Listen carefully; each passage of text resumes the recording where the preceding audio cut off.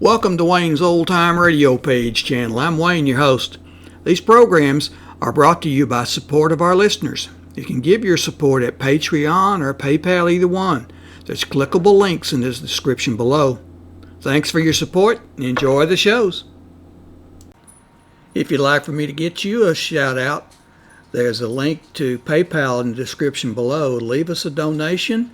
We'll get it up here for you. Just tell us who you want it to. You, a friend, a girlfriend, a wife, spouse, whatever.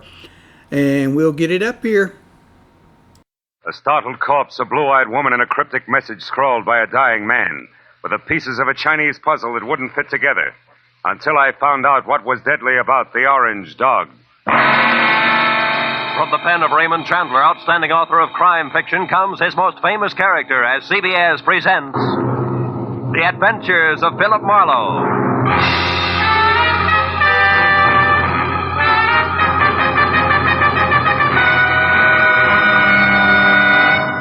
And now, with Gerald Mohr, starred as Philip Marlowe, we bring you tonight's exciting story, The Orange Dog.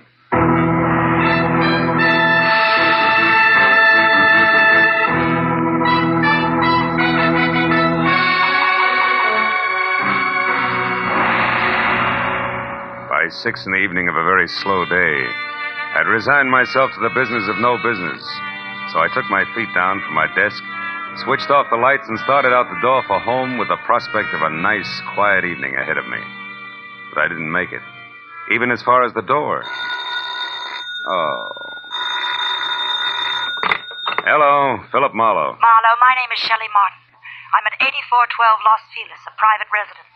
I want you to come out here right away. My sister is in a jam, a nasty one. Well, Miss Martin, as a matter of fact, I was just closing up for the night. Look, I need the services of a private detective right now this minute, and I'm prepared to pay for them.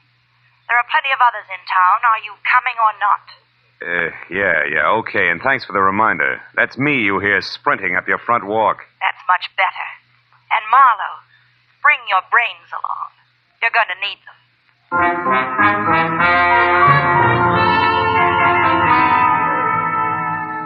And that was the end of my quiet evening. But I just couldn't resist those government engravings of Mr. Lincoln. So I drove down to Weston, turned off on Los Feliz, and found the number 8412. The yard was an overgrown tangle of perennial plants losing their battle with the weeds. It was like a girl in a strapless evening gown with her hair up in curlers.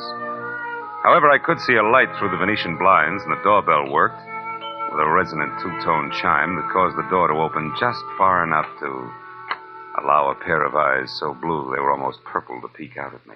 Yes, what is it? I'm delivering that private detective you ordered. Oh, Marlowe, come in. Thanks. Sit down, won't you? Thanks again. All right, what's the next move? It's about my kid sister. Mm-hmm. She's involved with a man named Lou Horner, a San Francisco broker. She's quite deeply involved, I'm afraid. Oh? You see, some very strange things are going on, Marlowe, and my sister is a naive kid caught right in the middle of them. Yeah, I see. What sort of strange things, Miss Martin? Shelley. Sweet. Well, to begin with, when I arrived from San Francisco today, my sister called me and asked me to meet her here in this house. When I got here, the lights were on, the radio was playing, and the front door was open. But the place was deserted. Whose house is it, Horner's? No, I think she said it belongs to a friend of his who's in Europe now. This Horner person uses it when he's in Los Angeles. Well, couldn't they have stepped out for a while? Mm-mm. You know, you don't look the type, Shelley, but maybe you're just panicky, huh? No, I'm not being panicky. All right. Where's the nasty jam? Right behind the couch. Take a look. Okay. But you know, I see what you mean.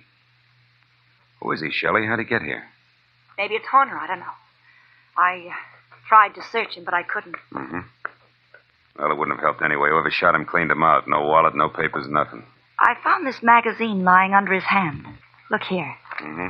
He must have written this just before he died. Where's that? Here. Oh. It says, call Marion tonight about the orange dog, a foe. Orange dog, a foe. For what? That's why I called you, Phil. Marion is my sister. And whatever the orange dog of foe is, it must be awfully important. We've got to find out what it means, Phil, for Marion's sake. So far it means murder, honey, and that's for the cops. No, Well, all right, call them. But keep Marion's name out of it. thing like this could destroy her. But look, maybe she pulled the trigger on our friend here. Maybe, but I don't think so. She's a sweet kid, Phil. Give her a break. If I'm wrong, I swear I'll help you bring her in myself. Is that fair enough? Okay, Shelley, it's a deal. It makes just as much sense as the orange dog of foe, but no more.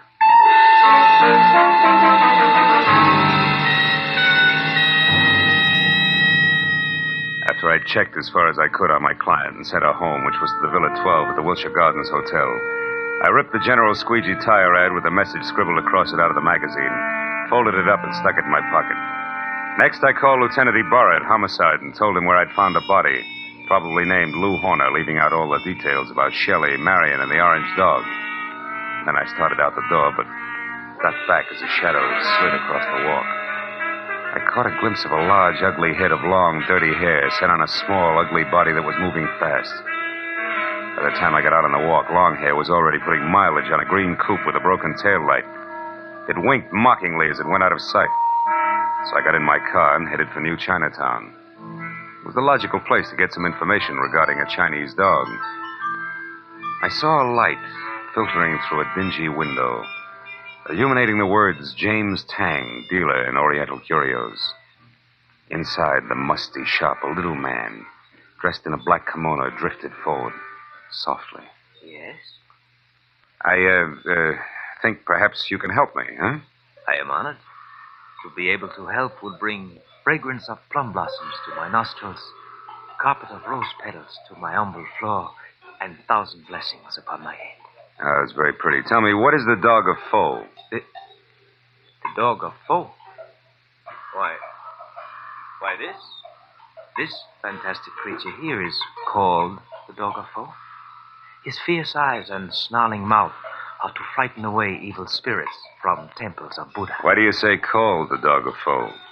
Amateur collectors and auctioneers have named him that.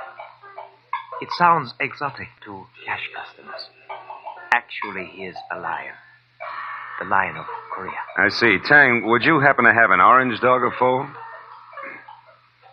Very strange that you should ask that, my friend. Strange? Why? Reason number one. There is no authentic orange dog of foe. That's a good reason. Why not? Because to Buddhists, orange is color of sorrow.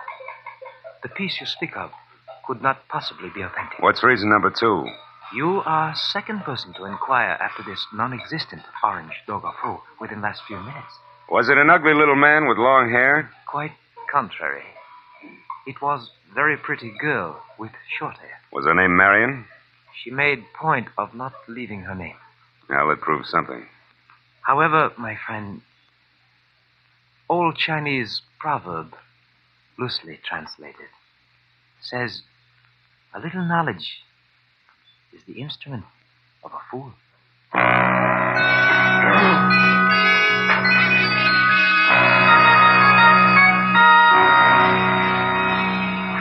There were 9 other curio shops in the neighborhood, so I started making the rounds for the non-existent orange dog of foe and a girl who was interested in one.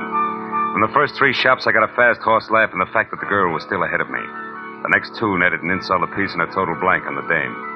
And from the 6th, called Saxon's, a glossy, well-ordered place on West 7th Street, the only effect was a coldly curious raised eyebrow.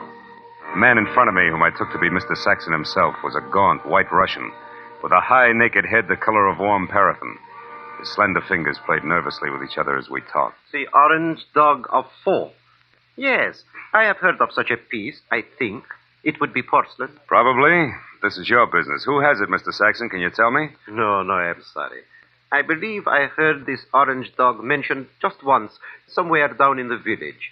But I'm sure I could never remember who spoke of it or when. Oh, no idea of its value then, huh? Now that you mention it, I seem to remember the figure 20,000.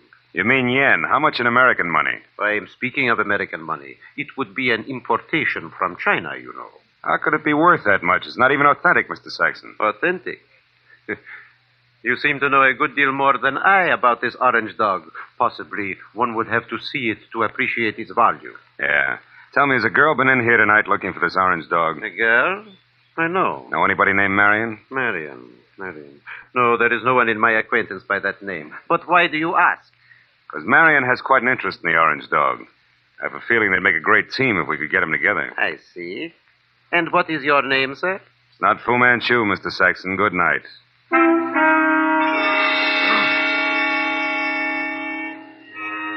Saxon's expression didn't change. I turned and walked out of the place, and then because, with both of us using double talk, the conversation was bound to deteriorate.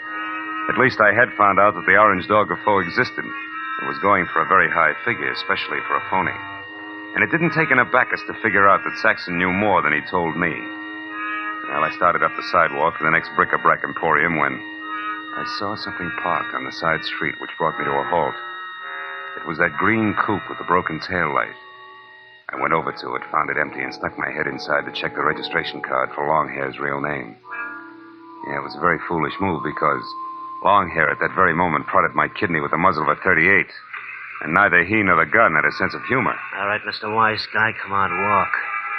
You and me are going up the alley here. What's the matter? Don't you feel at home in the light? Shut up. I don't like him much anyway, so you better ease off with the smart sayings. Okay, this'll do us far enough.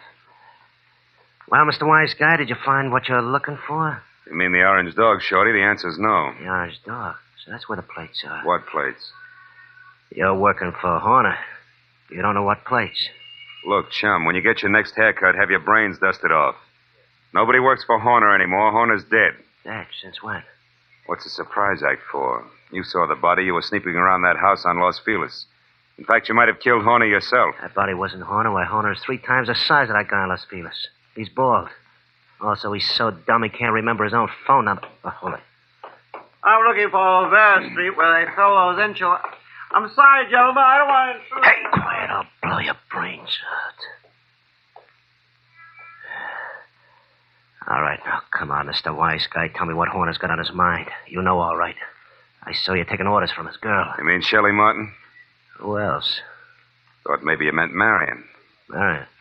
Who's Marion? Shelley Martin's sister, and don't let her worry you. Marion's got the orange dog eating out of her hand. I don't say. It ain't funny, mister. It's just peculiar.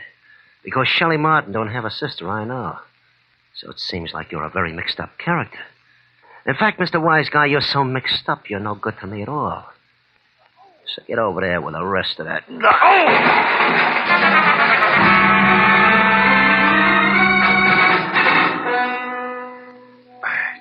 I took my time getting up. The dirty, long-haired little man was gone, and my head ached from the rap he'd given me with the pistol barrel. And I was disgusted with myself. Dry, dirty, disgusted like a drunk at sunrise because a nasty little jerk with an oversized head and a blue-eyed dynamo with auburn hair had me jumping through hoops like a trained ape. I stood in the alley and swore at myself until the futility of that routine dawned on me. Then I decided to go hunting. But I made one stop first at a telephone to at least get Ibarra off my conscience.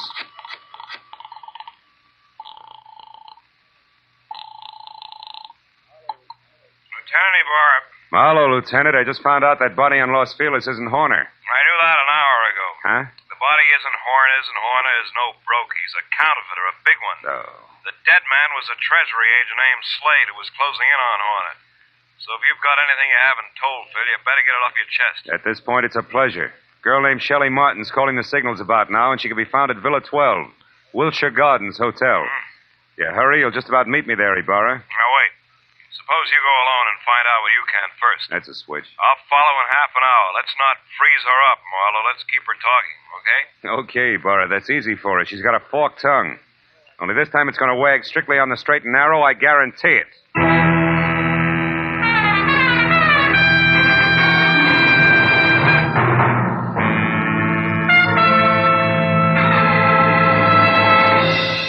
In just a moment, we will return to the second act of the adventures of Philip Marlowe. But first, it's no mystery that hunger and cold confront many families abroad this winter. CARE will help feed and clothe these needy people. CARE, the safe, sure, non-profit way to send supplies to Europe and Asia. A check to CARE for $10 will send a 21.5-pound, 41,000-calorie food package, or a baby food package, or a layette, or a baby blanket package, or material for clothing. CARE guarantees delivery. You get a signed receipt that your package has reached its destination. Write your check tonight. Mail it first thing in the morning to CARE, C-A-R-E, 50 Broad Street, New York City. And And now, with our star, Gerald Mohr, we return to the second act of Philip Marlowe and tonight's story, The Orange Dog.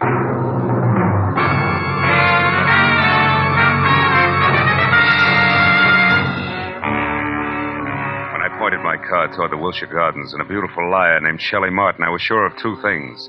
The plates that Longhair had wisecracked about just before he piled me into a row of garbage cans were the engraved kind that counterfeiters use to make money the easy way. And second, both Longhair and Lou Horner were racing for the plates as well as the Orange Dog, which could be one and the same thing. But 20 minutes later, as I pulled up near Villa 12, which was strips of yellow light and raised voices drifting out of half-open Venetian blinds, I forgot about the gentleman involved and concentrated on a lady who didn't have a sister called Marion. I went around to the back of the villa where I found the service door unlocked and the kitchen beyond dark. And when I entered and quietly moved to a spot near the living room where I could see Shelley snapping at a pompous, excitable man with a red face, All right, I figured that a little eavesdropping might pay I off. belong. I'm here in Los Angeles. Is there anything wrong with that, Mr. Horner? Yes, everything. Why, I wouldn't even have known you were in town if I hadn't gone back to the place in Los Feliz where I saw you and some man having a delightful little chit-chat over the body of that T-man. Treasuryman. Yes, Is that who he was? a meddlesome fool I caught snooping through my papers. Then you killed him, Lou. Of course I killed him. I had to. Now stop asking questions and get out of here. Because this is business, not pleasure, Shelley. And that leaves no room for you. Or Marion? What do you know about Marion? Not enough. But what I do know, I don't like. Look, Lou, who is Marion, and what does she mean to you? Marion means money to me, Shelley. Nothing more. So just leave me alone here so that I can make a call according to schedule. A call about... Lou, What's the matter, Shelley? behind you, Lou. They're in the garden. Lou! The bullet crashed through a closed window, didn't stop until it got to Horner, who grabbed at his chest and dropped to the floor even before the glass quit flying. And by the time I got outside to where the shot had come from, I found nothing but a little wind rustling a lot of trees. When I got back to Shelley and the blood over tweed on the carpet, Horner was already dead. Marlowe, the man out there was Henry Peel. Peel? Something in long hair and dirty clothes? Yes, I met him in Horner's office once. Lou said he was a broker from Chicago. Come on, both Peel and Horner are counterfeiters. What? Lou, a counterfeiter? That's right. Never mind the carefully arched eyebrows, honey. They mean nothing. But, Marlowe, I swear I never knew that Horner was anything but a broker. A broker maltreating poor sister Marion? You're a liar, Shelley. About Marion, yes. I haven't even got a sister. But from there on out, I'm telling the truth, Phil. Then tell some more and fast. All right, here it is. Lou Horner's been my boyfriend And, checkbook? for the past year and a half. But about a month ago, he suddenly stopped being very attentive. And I couldn't figure out why. So you decided to keep your big blue eyes wide open, huh? Exactly. And it paid off. Because I found out that, one, he had taken better than $20,000 out of his bank account. Two, that he was coming down here to Los Angeles. And three, that an item named Marion might be beating your time. Yes. And that part of it upset me plenty. Until 10 minutes ago. But then I found out that Horner here was a murderer, and that, Marlowe, I don't buy. 3 cheers for the all-American girl. Oh, skip it, Marlowe. I'll live my way, you live yours. Don't worry, honey. Nobody wants to change places with you. Hey, look.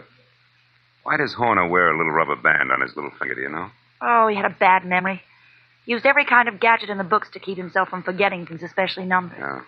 Oh, for example, that rubber band might mean 10 o'clock. How do you figure? Like 5 and 5. The fingers on each hand, reading from left to right. He used things like that. Oh. Wait a minute. Horner was going to make a call to Marion just now, and the message the T-Man left was... Call Marion tonight about the orange dog of foe. Shelley, baby, where's your phone? Fast. Come on, it's 10:15 already. Oh, it's out there in the hall, Marlowe. Oh. What are you talking about? A line, honey, a line on your ex-sister, Marion.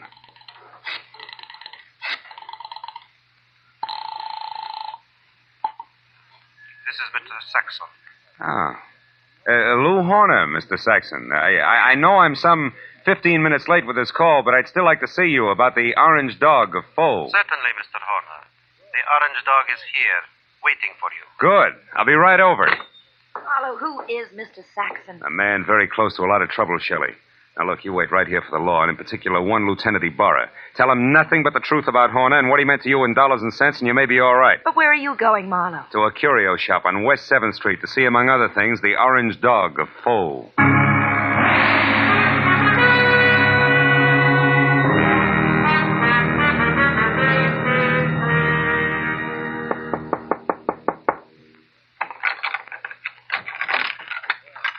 You are the Mr. Horner who called? Yeah. Also the one who was here this afternoon, you remember? Oh, yes. Well, I'm sorry I didn't call you at 10, Mr. Saxon, according to schedule. I hope it hasn't inconvenienced you. No, that's quite all right, Mr. Horner. One moment, sir. What's the matter? Is anything wrong tonight? Seem on edge, Mr. Saxon. I am. So please, Mr. Horner, don't make a single stupid move. What? Wait a minute. Why the gun, Mr. Saxon? I promised not to bite the orange dog. You won't even touch the orange dog. Now, who are you? Oh, we've been all through that. I'm Horner, Saxon. Lou Horner of San Francisco. No, you're not. Horner would have had no reason to wander around curio shops as you did this afternoon, asking any and everybody about the orange dog. Now, once more, who are you, and where is the real Lou Horner? All right, we'll take them in that order. I'm a private detective named Philip Marlowe, and Lou Horner's a corpse. But also, I'm a good friend of yours, Saxon, because I'm going to give you a little bit of advice for free. Call it quits, Buster. You're licked. What are you talking about, Marlowe? The T for Treasury man named Slade. Before he died, Saxon, he talked. I see. Yeah, and believe me, he said enough to put you away till orange dogs are as popular as lifesavers. And what do you say, Saxon? Do we play it smart? Very well, Marlowe. We will play it smart. My kind of smart. Now, turn around and walk through that curtain there.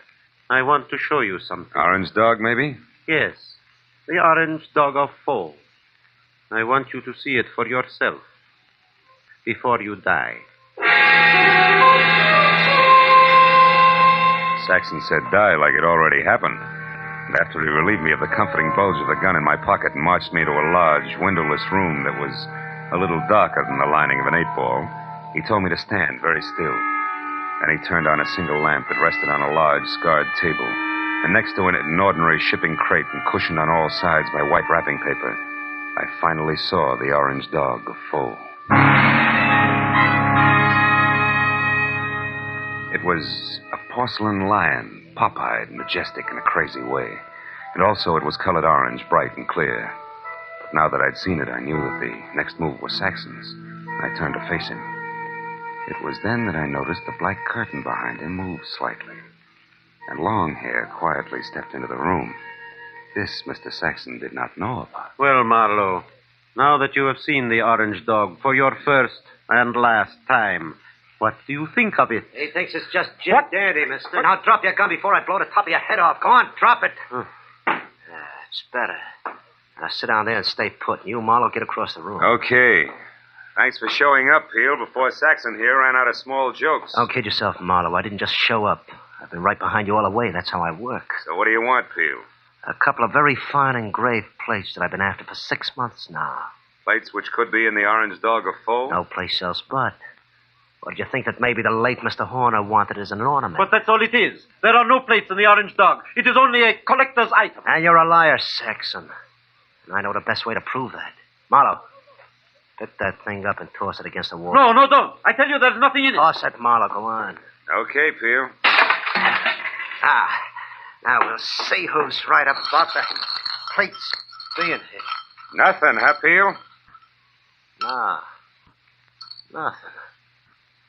All right, Saxon, get up. I want to know what the plates are, so I'm going to count to 3.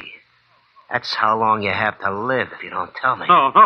Peel, believe me, there are no plates. 1, 2. Hold it, Peel. Wait. Here are the plates. Here. In this jeweled box. Look, right here, under your nose. Is he out, Marlowe? Yeah, he's out all right. He took the light with him, too. Is there another lamp in here? No, there isn't. Nor is there another gun. Why, you stinking little... Wait a minute. Those sirens, Saxon, they're heading this way. Police? Yeah, the police. Looks like sooner or later everybody gets together in the back room at Saxon's, But not everybody stays here, so I'll take this wrapping paper and leave now. Wrapping paper? The stuff that was around the orange dog? Yes, a sample of the best grade of counterfeiting paper made, Marlowe. And that's what Horner was supposed to buy, not plates. Those he got a month ago. Still makes you a crook, Saxon, and one who'll never get past the front door. Oh, no, we'll see about that. Marlowe! Keep shooting, Saxon, in the dark. You got 4 shots left. You filthy murderer! Only 1 now, Saxon. That's number 6. You're through, Saxon.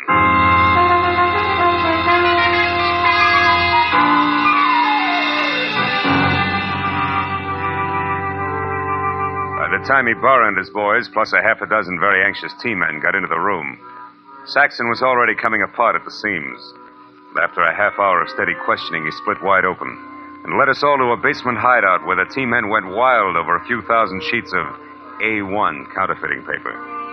But an hour later, after Peel, who admitted murdering Lou Horner, and Saxon, who was ready for the nearest straitjacket, were both in the lockup, there was still the problem of the glib lass from San Francisco.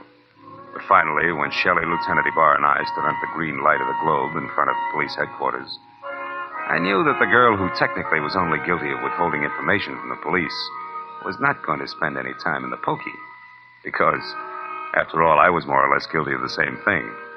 Besides, Lieutenant Ibarra was still interested in the others.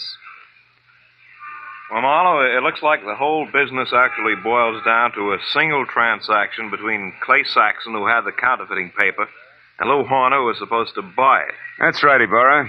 But Horner, who must have made his contact with Saxon via some middleman in San Francisco, only had a telephone number and the password, the Orange Dog of Foe, to work on here in L.A. But how'd you get hold of that number, Phil? From the message the T-man left before he died. You mean you actually called someone named Marion? No, honey, I just dialed Marion. M.A. Madison. R-I-O-N 7466. Madison 7466. You get it? Yeah. Another one of Horner's screwy memory tricks, like the rubber band on his 10th finger. Hey, that's pretty good, Phil. Oh, it's an old gimmick, really. I read it in a dozen detective stories. What do you know? Maybe I ought to read some of those. Well, good night, Philip. Look for you tomorrow. Night, Lieutenant. Well, Shelley, do I show you the way home? No, Marla. Aren't you hungry or thirsty or something? Yeah. Guess I am at that. Well, I know just the place for us, darling. Oh? It's a cute little place right smack in the middle of Chinatown.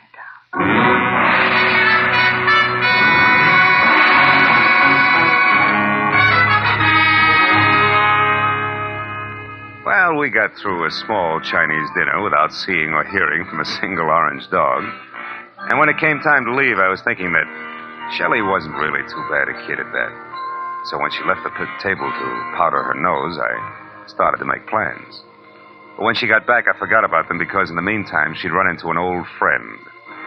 Yeah, a rich old friend who was all alone in the big city. I said I didn't mind taking a rain check when she explained that he was from Kansas City and a broker at that. He certainly was overweight. Too much steak and potatoes. Steak and potatoes. Wonder if Lindy's is still open.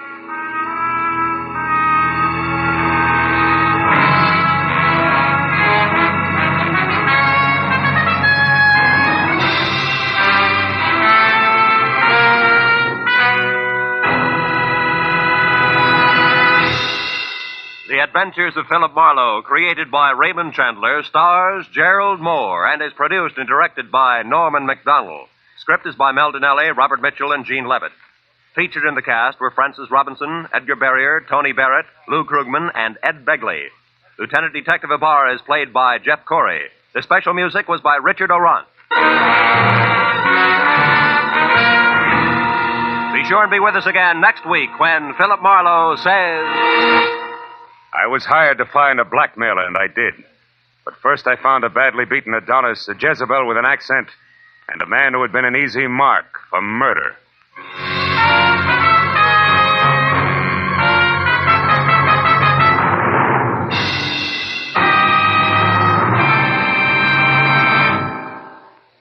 "90 minutes of unsurpassed comedy comes to you every Sunday night when CBS brings you the Spike Jones Show, the Jack Benny Show, and Amos and Andy in succession.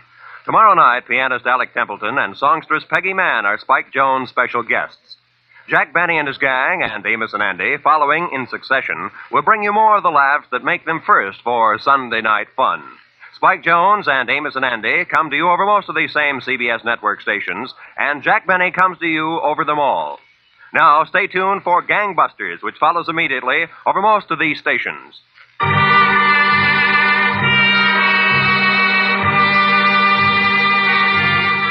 This is Roy Rowan speaking for CBS, the Columbia Broadcasting System.